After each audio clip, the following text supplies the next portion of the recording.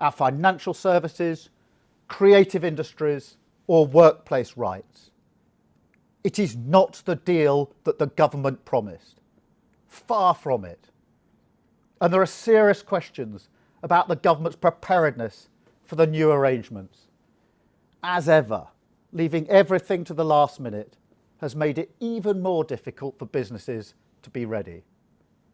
A better deal could have been negotiated. But I accept that that option has now gone. The chance for renegotiation is over. There are just two paths now left for our country: to move forward with a deal or without one. No deal is simply not an option. The social, economic and political consequences would be devastating. Jobs would be put at risk. Businesses would collapse. Investment would dry up. Our national security would be threatened. The disruption that we've seen at the port of Dover in recent days would be the tip of the iceberg. And the cumulative effect, on top of the worst recession of any major economy, would be unimaginable. Labour is against no deal, firmly and absolutely. And the British people would never forgive us if we enabled a no-deal outcome. There are some that argue that Labour should be neutral on this issue, to abstain. I do not agree. Leadership is about taking the tough decisions in the national interest. It's about being a serious, responsible opposition, a government in waiting. This is the deal that Labour will inherit in 2024. It's something we will build on compared to the chaos of no deal. The public would expect a Labour government to make it work. And the EU would expect us to make it work and to use it to protect our shared interests, including, of course, the peace process in Northern Ireland. At a moment of such national significance, it is just not credible for Labour to be on the sidelines. And that's why I can say today that when this deal comes before Parliament, Labour will accept it and vote for it. But let me be absolutely clear and say directly to the government, up against no deal, we accept this deal, but the consequences of it are yours, and yours alone, and we will hold you to account for it, every second you're in power, for the promises that you made, for the promises you break. No longer can you blame somebody else. Responsibility for this deal lay squarely at the door of number 10. I want to address the British people directly. I know how tired you are of Brexit, the endless negotiations, political squabbles. You want to move on. You want politicians in Westminster talking about the things that matter to you and your family, securing our economy, protecting our NHS and rebuilding our country. Those are my priorities. We're a great country. We've done extraordinary things. Our NHS is the envy of the world. British scientists were amongst the first to discover a vaccine for coronavirus. I want to be Prime Minister because I believe a better future is possible for our country, that we can be even greater than we are today, that we can achieve so much more, that we can stand proud on the world stage, and that we can make Britain the best place to grow up in and the best place to grow old in. That is the change I believe in. That is the change I want. And with Labour under new leadership, that is the change that we offer. Thank you. And I think we'll now go to questions from the media. I think we've got Nick Eardley from the BBC. Nick.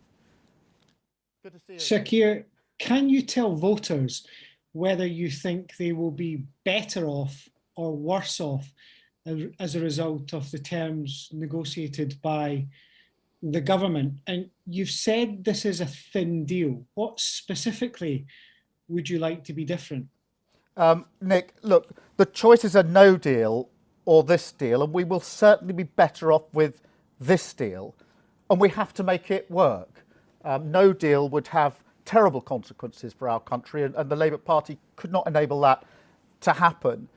So we have to make a success of this. We have to make it work, and it is far better than no deal. On the thinness of the deal, I mean, there are many areas where it doesn't deliver on the promise that the government made.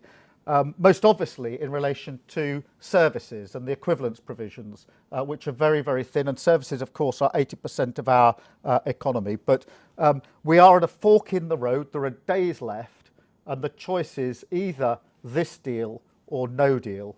And this deal is in the national interest. Thank you, Nick, and happy Christmas. I think we're going to Dan Hewitt at ITV next. Dan. So Keir, you've said clearly you don't like this deal, but you're going to vote for it anyway. If you were to win the next election, would you go back to the European Union and try and negotiate a different one?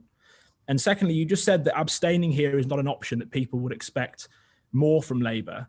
Do you now accept that when you abstained on crucial coronavirus legislation earlier this year, that you made a mistake? Dan, on the deal and building on it, I'm clear that an incoming Labour government in 2024 would inherit this deal, and therefore we have to make this deal work.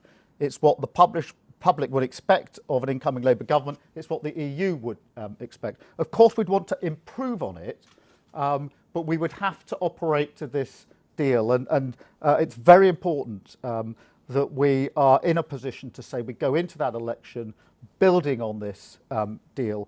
On the question of the tiered arrangement, we didn't support the government on the coronavirus tiering arrangement because, and I said this directly to the Prime Minister at the time, I didn't think the tiered system he was putting in place was strong enough to hold the virus. I specifically pointed to him that I didn't think tier 2 would be strong enough. He pushed that away, as he always did, only a number of days later to accept that the tiered system isn't working. So I think the question there is really for the Prime Minister rather than for me. Dan, thank you very much, and again, happy Christmas. Can I go to Sam Coates at Sky? Sam. Sir Keir, you're backing a Brexit deal from the Prime Minister. Could you just spell out to the country what you think the benefits of Brexit are?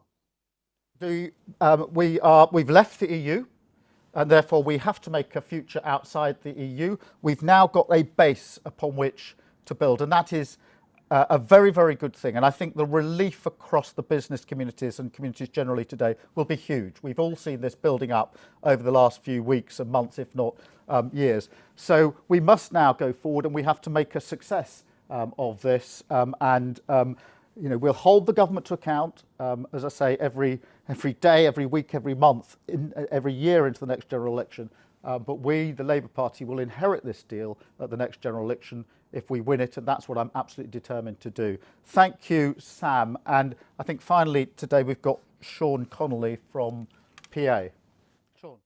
Sir Keir, you've always been a very pro-European, pro-EU leader throughout your whole career. So to actually vote for this deal, which you call thin, rather than abstain and let it go through or vote against it, isn't that an act of political cowardice and political opportunism because you're so shaken by the loss of the Red Wall in the last general election?